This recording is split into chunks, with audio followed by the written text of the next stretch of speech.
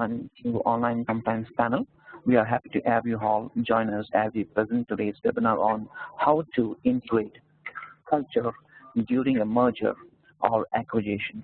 My name is Dilip and I will be a host for this webinar. At this time, I would like to introduce today's presenter, Khalid Rowley. Khalid Rowley is a cultural integration consultant with 25 years of experience in organizational design. With her 5-step cultural integration design methodology, she helps executive leaders retain and increase the value of their business during an acquisition, sale, or other significant organizational change. She is an excellent strategic planner with a knack for building collaborative executive leadership teams to boost business performance and increase employee engagement. For the last 15 years, Khalid has consulted, trained, and coached executive leaders and management teams at Fortune 1000 companies, small businesses, and startups around how to create a workplace culture and delivers effective business results.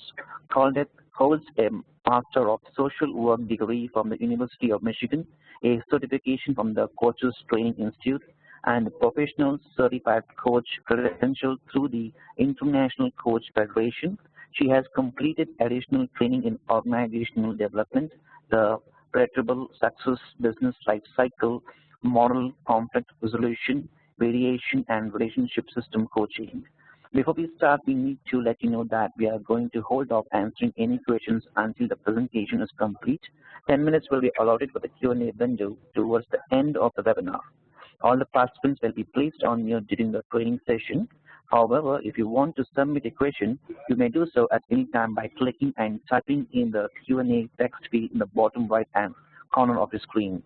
Type your question and click the send button. At the end of the presentation, you will review the question in the order they were received, and Rowley will answer the received question accordingly. If for any reason you get logged off this training session or teleconference, please follow the same procedure to join in again or contact our customer support. Once again, thank you for joining the webinar.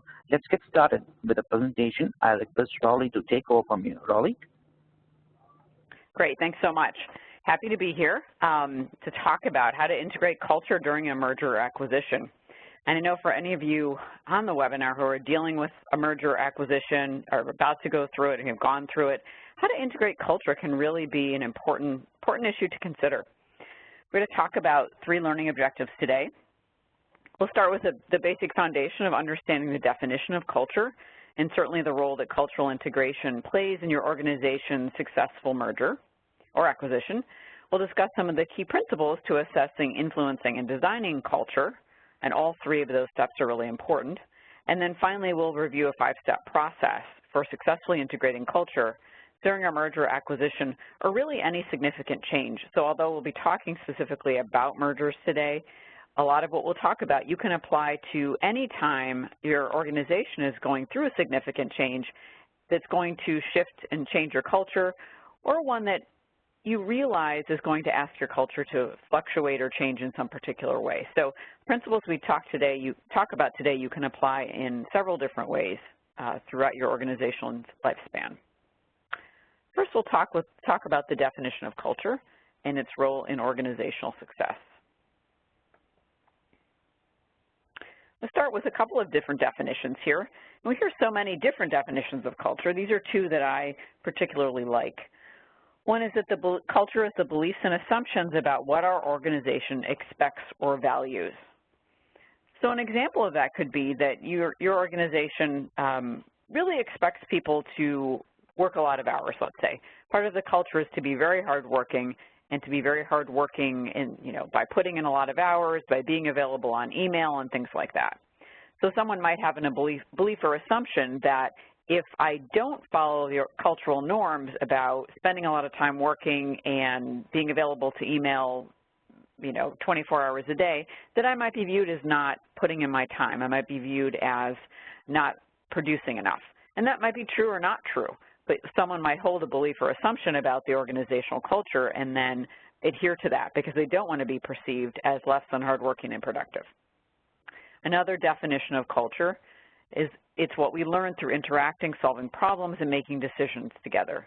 And the idea there is that culture culture forms whether we want it to or not. Culture will always be forming.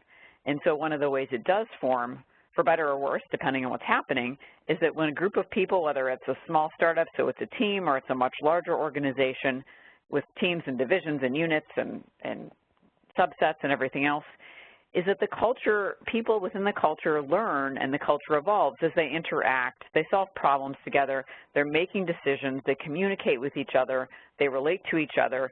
So as they, in many, many different ways, interact with each other, their culture forms and it evolves.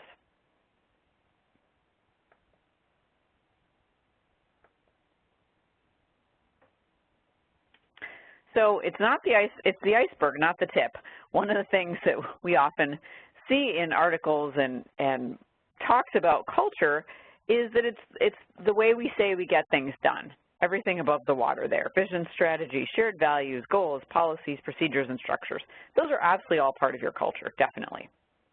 And yet so much of what's actually driving what happens and what we do is what's going on beneath the water. And this is where we start to understand what's most authentic and true about a culture. So it's beliefs. What are the shared assumptions that people have about their culture? How do they perceive it? What do we have particular traditions or rituals that we act out within our culture? What are our norms for behavior? What are the values we have? We're certainly going to have unwritten rules because almost all cultures do. And then certainly we have some stories about successes and failures and things that happen. You might have stories about particular leaders or managers, other people within the organization.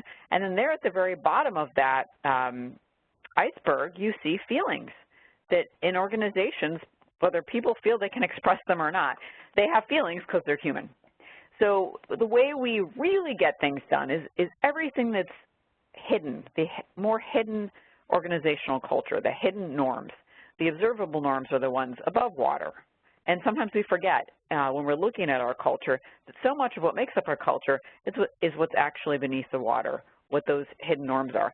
So we can start to understand our culture most authentically when we align the observable norms with the hidden norms. And we really consider both of them as equally important.